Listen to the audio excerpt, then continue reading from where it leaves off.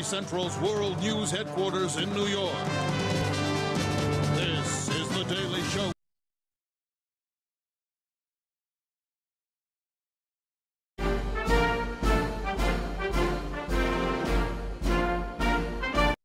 I've been working in California all the livelong day. I've been working in California looking for gold, but I haven't found any yet so far. Wait, could it be? I think it is. Gold! I found gold! Gold! Gold! I found gold! Gold! Oh my God! I found gold! Gold! I'm rich! I'm rich! Oh my God, am I rich? Well, it seems that many people here have been finding gold in California. I am senior rare minerals correspondent Michael Palmer, and I'm reporting from Sacramento, where tons of Americans have been coming from all over the nation to find all of this gold in the gold rush. But not many people have been so lucky. People have more luck exploiting these miners as they come. However, it's not all good for the people living out here. Many of the people coming are outcasts and criminals, and they're coming and committing more crimes. Hundreds of people have died in San Francisco, but only 3 were legitimate hangings, showing that the government isn't really doing anything about all this crime. But it seems like a bunch of law-abiding Californians have been finding their way to bypassing statehood and becoming a state quicker so that we can capitalize on this offer. Sir, may I have a word? Yeah, sure. So are you one of these people, like that other man who found gold?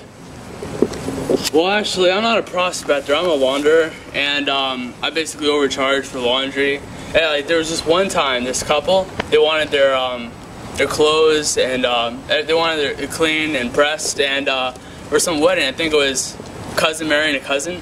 And so basically, I told them to send their clothes to Hawaii, and they actually bought the whole deal, and I made a killing off of that. And they're not the only people that have been buying into this. I mean, tons of people. It's great for me. And I'm not the only one who's doing this, so I don't feel that guilty. I mean, there's people overcharging for food, shelter, and water. Water! I mean... So, anything else to say? No. Good. Well, I'm senior rare minerals correspondent Michael Palmer, and I'm rich!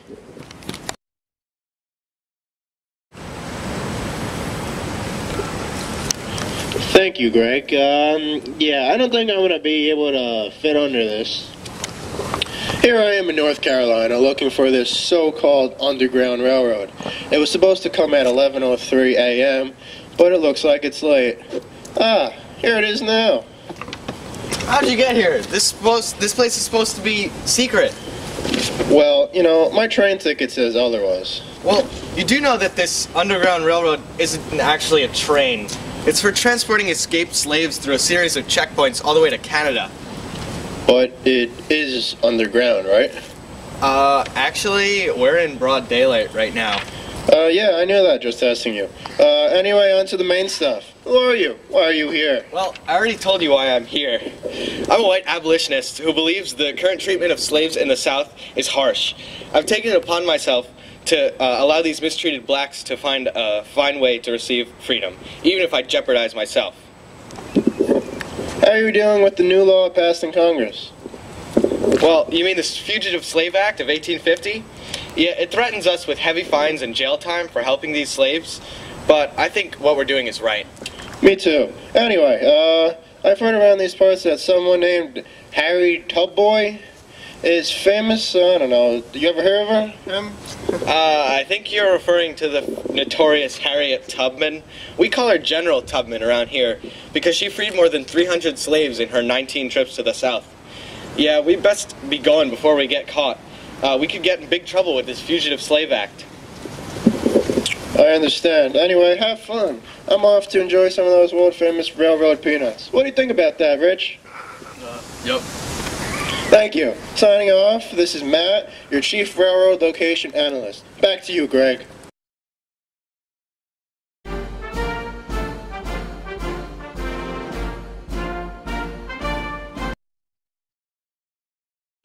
I'm Senior Expansion Correspondent Richard Emery, and I'm here in the Deep South to investigate the Cuban expansion affair. I'm here in the deep south in Florida, just 90 miles away from Cuba, which is a jewel many Southerners are looking to obtain. I'm here with one of these Southern expansionists now, so I understand that you want Cuba? That's right. Cuba is just an heirloom to those Southern expansionists now. It's just an island, though. Yeah, it may be an island to all you educated, abolitionist, high and mighty, anti-slavery, factory-working Northerners. But to us Southerners, it's a chance for multiple slave states to be created and create a balance in the Senate.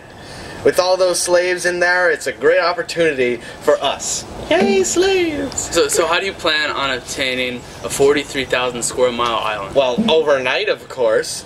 Polka's going to buy Cuba from those dirty Spaniards for just $100 million. You are aware, of course, and I'm just pointing this out, that the Spanish turned down this offer, saying they would, and I quote, see it sunk into the ocean before they would sell it to the Americans at any price. What? I decided to investigate this issue further than just one enraged racist Southerner, so I went down to New Orleans to talk about filibusters, and no, they aren't just long-born speeches.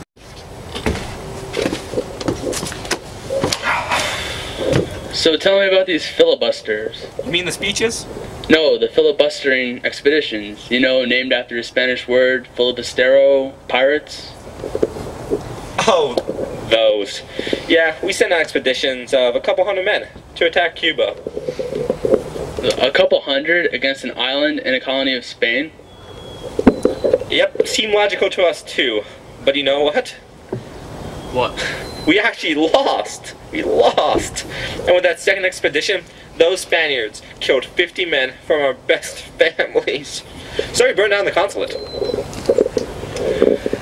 So let me get this straight. You sent down 100 men against a big colony to try and take it, hopelessly outnumbered.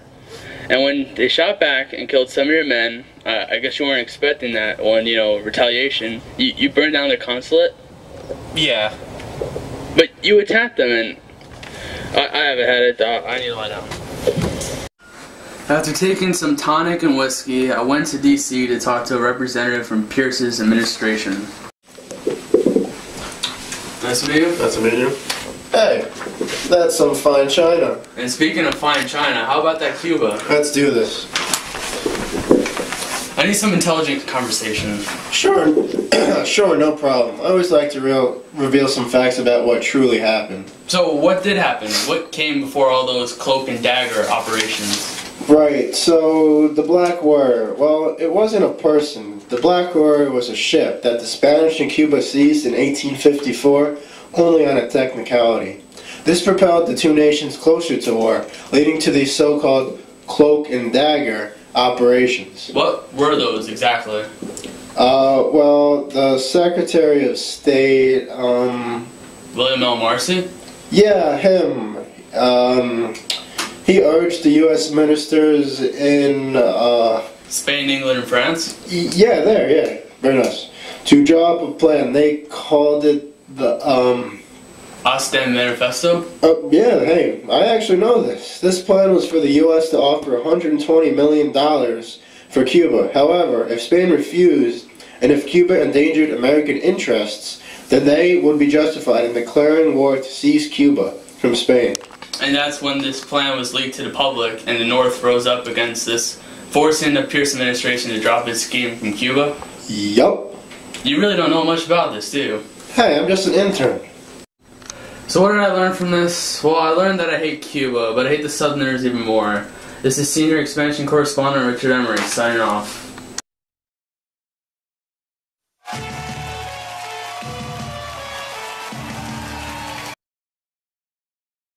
Good for you for sicking it to Zachary Taylor. That guy's had a free ride for too long. Screw that guy. I hate Zachary Taylor. I hate him. Hate him, hate him, hate him. Because he urged settlers in New Mexico and California to bypass the territorial stage and draft constitutions for statehood. John had set the stage for the Compromise of 1850. Why did he do it, John? Why? It's okay. I guess that cholera showed him, eh?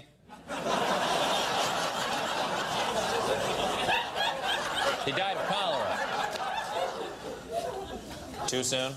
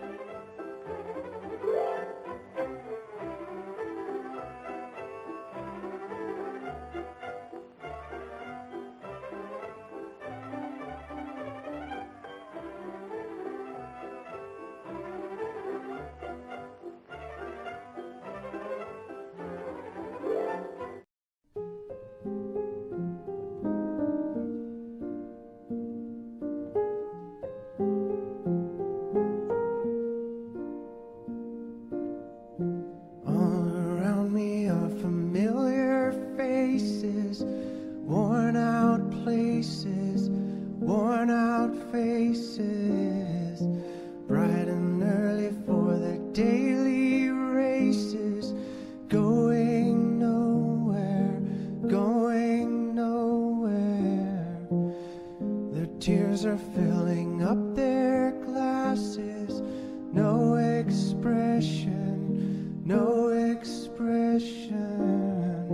Hide my head, I wanna drown my sorrow. No tomorrow, no tomorrow. And I find it kinda funny, I find it kinda sad. The dreams in which I'm dying are the best I've ever had. I find it hard to tell you, I find it hard to take. When people run in circles, it's a very, very mad world. Mad